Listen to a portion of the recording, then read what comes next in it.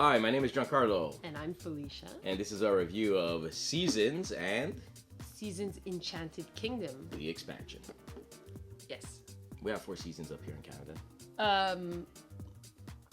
More Actually, we like have more like 3. one. Yeah, winter. One. Winter. Cold. Cold. No, we do have 4. We don't have 4 seasons. We have 1, and it's not winter. It's cold. Cold. And then sometimes it's more cold, and then sometimes it's just fucking freezing, and then sometimes it's just Antarctica. Yeah. Yeah. Minus plus the wind chill factor. Yeah. Which gets like fucking.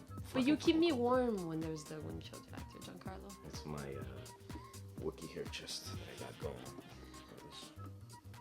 So I'm guessing. So much hair. Oh, wow. Oh, don't get.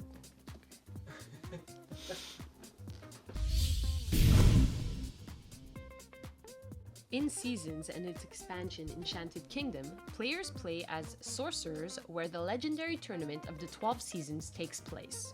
In the box you'll find the game board showing the 4 seasons, 2 black game board tokens, one for the month, the other for the year, the crystal track for players to keep score, 4 player boards with their own unique characters, 16 sorcerer tokens of 4 colors for each player, 20 specially marked dice of 4 colors to represent the seasons, 100 beautifully drawn power cards, purple being magical items and orange being familiars.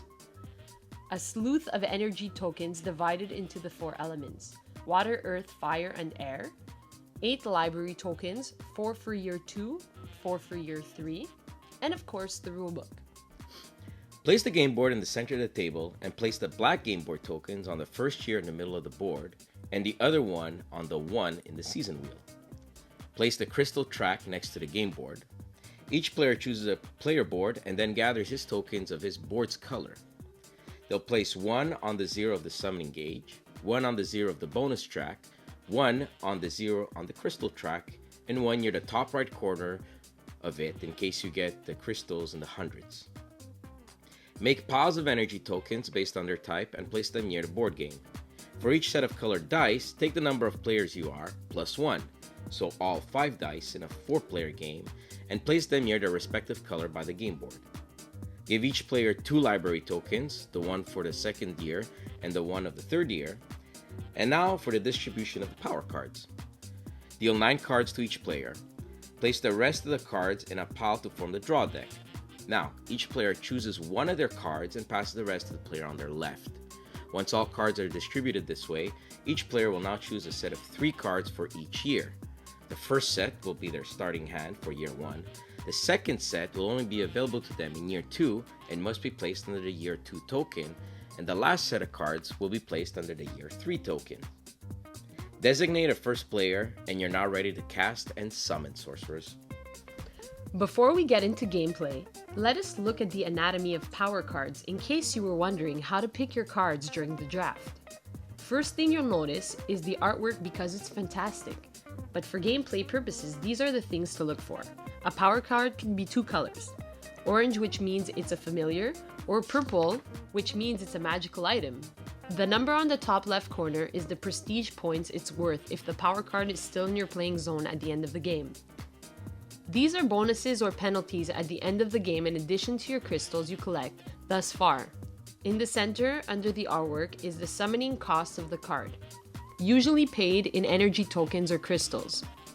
And finally, the icon at the bottom left corner denotes if it's a come into play effect, a permanent effect, or an activated effect. These will help you understand when the text of the card triggers. Now let us get into a typical round of seasons. The first player will roll the dice of the season he's in, which is always winter when you first start the game.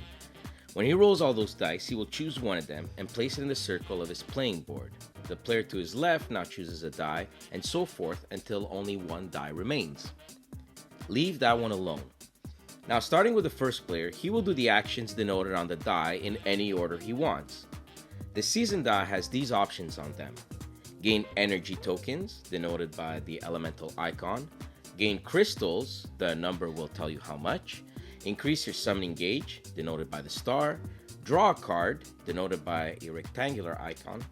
And lastly, transmute energy tokens, denoted by a circular motif.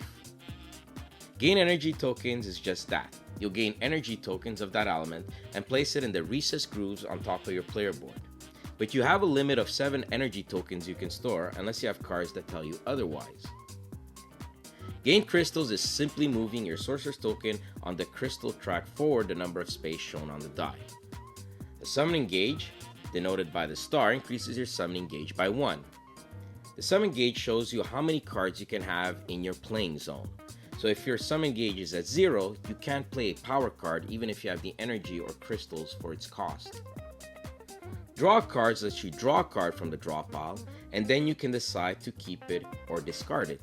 And lastly, the circular icon allows you to transmute energy. This simply means exchanging any or all of your energy tokens into crystals. Their worth depends on the season you're in.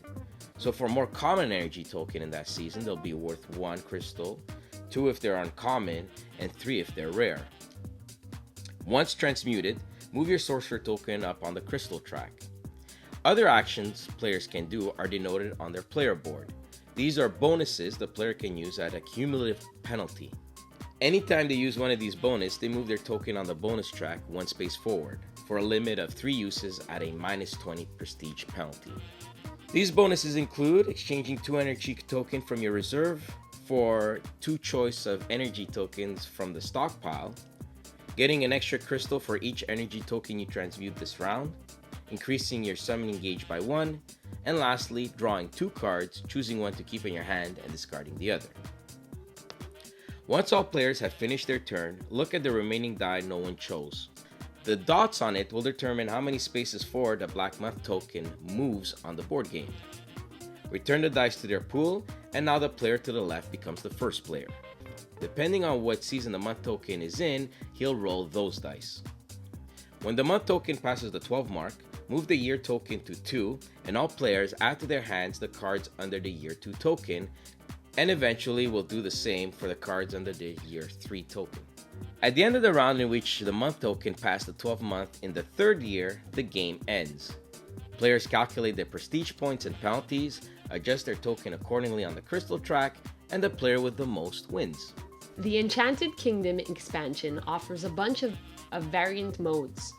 These include adding 44 new power cards, 10 enchantment cards, 1 is chosen at the beginning of the game randomly and affects gameplay and or drafting, and 12 ability tokens. 3 of these are given out to each player at the beginning of the game, and they choose one and can use that one-time ability, sometimes rewarding or penalizing them with prestige points. The expansion also includes a first player token, 2 Bespelled Grimoire tokens to be used with its power card, and extra energy tokens. Best part? You can use none, any, or all of these variants. Okay, the first thing you'll notice from Season is its artwork and vibrant colors. The game is so aesthetically beautiful, the first thing we did was to sleeve our cards from the review copy. As you can tell, the components are stellar, from the gorgeous dice to the cards and even the boards. Even the tokens punched out with ease without tearing. And even more satisfying was that it isn't like they put all their baskets in the artwork and thought that that would be enough to sell the game. No, the game itself with innovative mechanics is great. It's actually a lot simpler to play than the overwhelming component will lead you to believe at first glance. But mastery of it is a little harder. You'll never have the same game twice because you won't draft the same cards. And that's really where you build your strategy and set the tone for that particular game. Will you make a familiar deck, a magic items deck, a deck that leeches off other players, or maybe a jack of all trades in which you found some synergy with your cards? In that retrospect, Season is better suited for seasoned player. Excuse the pun. Knowledge of the cards will give you a better grasp of what cards to draft, but really that's not any different from any other game. The more you know, the better you are prepared for the next battle. Some of the players here at BTD voiced their thoughts and wanted to see more power cards affect other player cards more directly. Reason being, they felt some cards were just overpowered, and yes, that may be the case, but we still felt that in the end, the score was pretty close and that overall the game is very well balanced.